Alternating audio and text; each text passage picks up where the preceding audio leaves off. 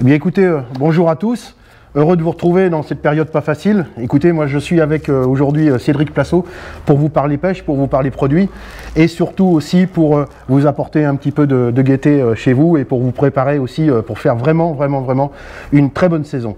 Cédric, guide de pêche, eau douce, eau douce, un petit peu mer aussi, tu vas te faire plaisir en mer. Je me fais plaisir mais je guide pas en mer. Tu guides pas en mer, mais plutôt eau douce, Centre-France. Oui, secteur Nouvelle-Aquitaine à peu près, donc pêche du carnassier, brochet, black bass, cendre.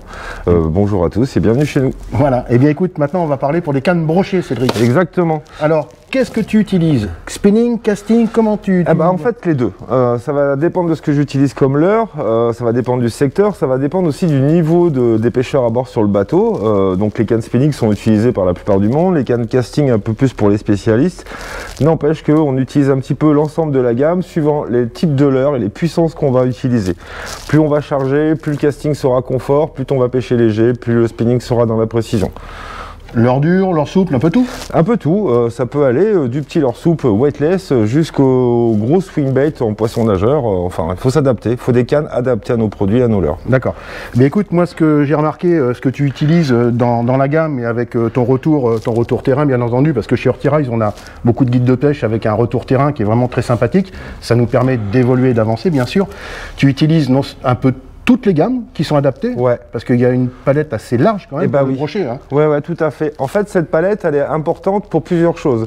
Déjà, elle va correspondre suivant le leurre et la technique qu'on va utiliser.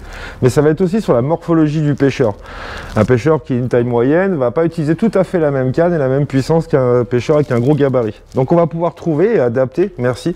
Par exemple, chez les basses forces, on va pouvoir trouver un emmanchement avec un talon réduit qui correspond à la morphologie de l'ensemble du monde. On a réduit un petit peu ces prolongateurs de lancer pour avoir du confort sur les flottes tubes, sur les kayaks, mais aussi sur les bateaux. Sur les petites embarcations. Oui, exactement.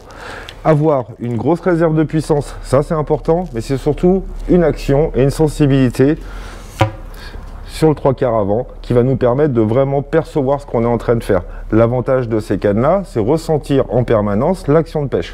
Et ce montage, il me semble que tu m'as dit que c'était un gros atout pour gagner de la distance au lancer. Ouais, ça il n'y a pas photo. Alors pourquoi? Parce qu'on utilise sur un ensemble 3/4 un sion monobloc qui va donner la souplesse et la puissance. Et encore une fois, ce talon bien positionné sur l'avant-bras qui va permettre la poussée et l'accompagnement du bras.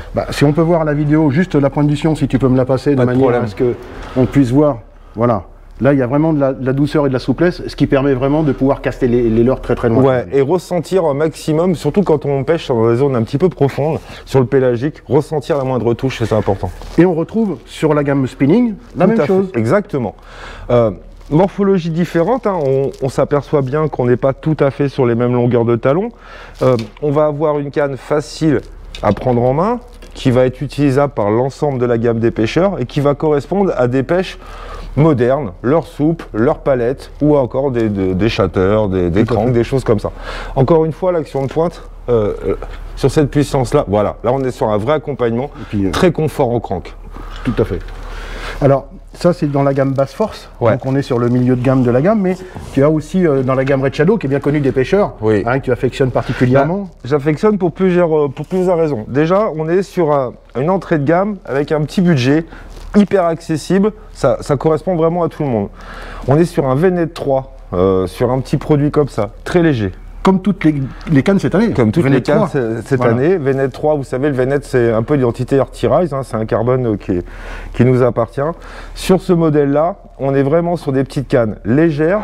Encore une fois, on est sur du haut de gamme, hein, que ce soit les Alps ou les Fuji. Alors, tous les composants, effectivement, sont des composants haut de gamme dans la marque Ortirize, avec soit Fuji, soit LPS. Voilà, tout ça, c'est plus à dire, c'est ni à redire. Tout le monde le sait. Tout le monde le sait.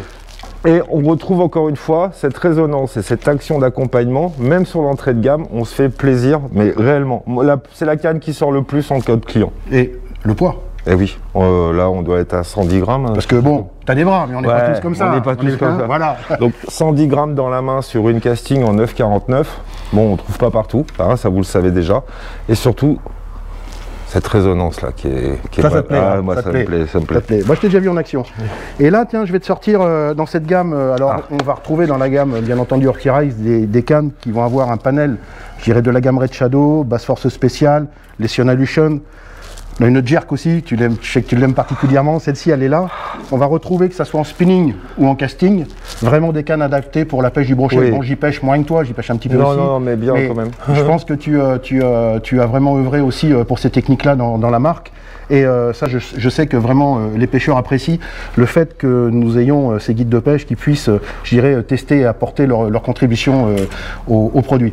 Tiens, je vais te donner 2 petits coups de cœur. Voilà, il va présenter ces 2 petits coups de cœur. Là, obligé. Donc en fait, il y a 2 cannes dans la gamme de cette année, hein, qui m'ont vraiment marqué. Alors, il y a la série, bien sûr, hein, des Bass Force spéciales, mais là, il y a une canne dans les Bass Force spéciales, je vais vous la montrer. C'est la canne Jerk. On est vraiment sur un blanc très très fin, une puissance sans nom. Donc là, on est à 45-120 grammes de poussée, très bien pour les busters, très bien pour faire un peu de screw, des choses comme ça. Mais on est sur un blanc très fin, d'une légèreté incroyable, avec un ressort pour le jerking qui est, pour moi, ça va vraiment faire du bruit et du bien au pêcheur. Et l'encombrement, c'est en 1+1, toujours, voilà, ce qui permet d'avoir un faible encombrement. Toujours cette puissance lancée et résistance, puissance à la fin. Voilà, ça c'est très important. Un autre gros coup de cœur que je vais utiliser très régulièrement, surtout sur des pêches en fait de linéaire, de cranking, c'est la Sonalution. Donc cette canne, elle est d'une sobriété qui annonce beaucoup de puissance derrière, beaucoup de technicité. On est sur un modèle assez haut de gamme quand même. Oui. On se fait vraiment plaisir sur un produit très fini et qui a une grande sensibilité et résonance en pointe. C'est la conicité de ce blanc qui fait la différence. En fait, là, il y a 3 carbones mélangés à l'intérieur de cette canne, voilà, qui permet de faire cette conicité, d'avoir cette légèreté et aussi cette puissance et cette résonance. C'est ça. C'est une canne qu'on retrouve également sur le bateau pour la pêche de gros black bass, swing-bait, voilà. On en parlera après. Bien sûr. Mais petit coup de cœur cette année, Sonalution, Bass Force spéciale. Red Shallow, voilà. Là on est dans la gamme brochet, à bord d'un bateau classique, et j'ai envie de dire même un peu polyvalente. L'ouverture va pas tarder, on a hâte. Donc faites-vous plaisir, préparez-vous bien comme il faut. Exactement. Et puis il y a les voyages, on va en parler quand même, parce que malgré tout, même si en ce moment la période est un peu compliquée pour les voyages, on espère tous qu'on va pouvoir repartir un jour, rapidement. Et dans la gamme Urtirise, il y a à peu près, pour tous les voyages de pêche, je dirais, plus d'une trentaine de cannes adaptées, je dirais, en fonction des pêches. Et là, pour le brochet, il y a 2 séries, hein, les Bass Force spéciales et puis les Red Shadow. Et les Red Shadow. Alors, spinning casting. Spinning casting, à chaque fois, dans les gammes, on retrouve en fait, dans les modèles travel, les 2 versions, spinning casting. Un encombrement ultra réduit, on doit être à 50 cm. Oui, c'est en fonction des cannes, entre 50 et 73 selon la grandeur des cannes. C'est vraiment plus petit qu'un coffrage de valise. Ça vous permet de partir serein avec une canne, une fois montée, qui garde toute sa résonance et sa puissance surtout. Alors, je dirais, l'action des cannes multibrins n'est plus à faire maintenant. Je dirais, l'usine, étant donné que Urtirise a sa propre usine de fabrication, il maîtrise totalement les cannes multibrins. Et il est vrai que quelqu'un tout à l'heure va vous en parler, même encore un peu mieux. Je dirais sur le voyage, il était très surpris. Je dirais sur les cannes casting, cannes casting et spinning. Mais en multibrin, l'usine sait parfaitement faire ça. Incroyable. Et il n'y a pas de cassure. On se rend même plus compte au bout d'un certain moment qu'on pêche avec une canne. Exactement. multibrin. Et ce qui est marquant, c'est que ça soit sur une déformation puissante, sur un très gros poisson qui passe sous le bateau, on voit bien que la canne respecte toute sa courbe sans avoir d'inclinaison ou sans avoir d'angle. Et c'est ce qui donne la puissance de cette canne-là. Et pour un 4 brins, moi je vous demande qu'une chose. Déjà, il faut l'essayer pour pouvoir en parler. Et après, quand on l'a essayé, on a tendance à vouloir la garder. Il n'y a pas photo. Voilà. On va la montrer vite fait. Voilà, on arrive à avoir toutes les cannes, là c'est la puissante, on arrive à avoir vraiment une douceur et une action sur ces cannes, on ne voit pas de cassure par rapport aux emmanchements. Ouais, effectivement, la 20-80 est très bien adaptée pour une pêche de brochet. 15-60, 20-80, des 9-50 aussi sont très bien pour des pêches un peu plus fines. Mais là, on est vraiment dans la canne caractéristique, voyage, Extremadura, Laponie, Irlande, tout ça. Partez pas sans. Je pense. Ouais, non mais c'est clair. Bon écoute, Cédric, nous, qu'est-ce qu'on peut souhaiter aux gens? On va peut-être leur souhaiter une bonne journée, même on va pas dire bonne pêche. On va pas dire bonne pêche. Bonne journée et surtout bonne préparation pour cette nouvelle saison qui arrive. Et à bientôt.